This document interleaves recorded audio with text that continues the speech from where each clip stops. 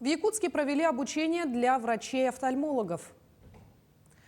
Более 100 специалистов услышали лекции от ведущих экспертов в области хирургии глаза из Московской, Иркутской и Рязанской областей. Главной задачей стало показать хирургам, как с помощью современных технологий в ранней диагностике эффективно лечить пациентов с глаукомой. Подробности в сюжете Дарьи Короленковой. Глаукома – это опасное заболевание номер один среди глазных болезней в мире. Она, как правило, проходит у пациентов бессимптомно и в основном развивается у людей старше 45 лет. Также, по словам врачей, болезнь может развиться на оба глаза не сразу, и не исключено, что она может появиться и при хронических заболеваниях. А вот у коренного населения болезнь имеет характерную особенность. Глаукома делится на определенные формы. Есть открытоугольная форма глаукомы, есть закрытоугольная форма глаукомы.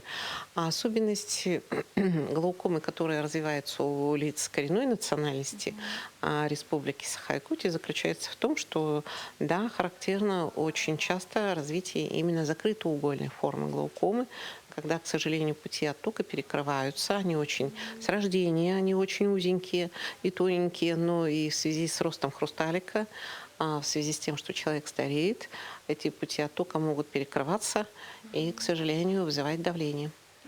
Основной особенностью пресс-конференции стал приезд московских экспертов. Два именитых врача-офтальмолога, братья Андрей и Дмитрий Лапочкины, совместно с якутским врачом-хирургом Светланой Аргуновой провели операцию в режиме онлайн.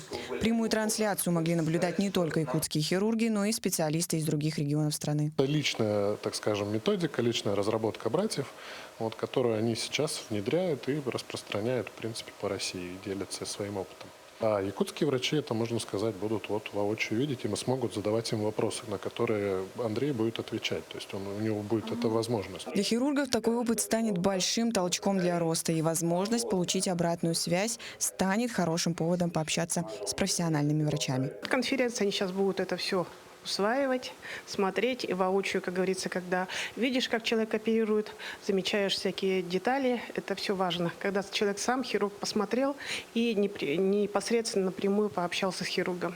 В медицине очень все быстро меняется, в офтальмологии тоже, чтобы доктора не отставали от всего нового, современного и развивались, это очень важно. Любую болезнь необходимо лечить, и глаукома не исключение. Поэтому врачи рекомендуют проходить медосмотр у специалистов ежегодно.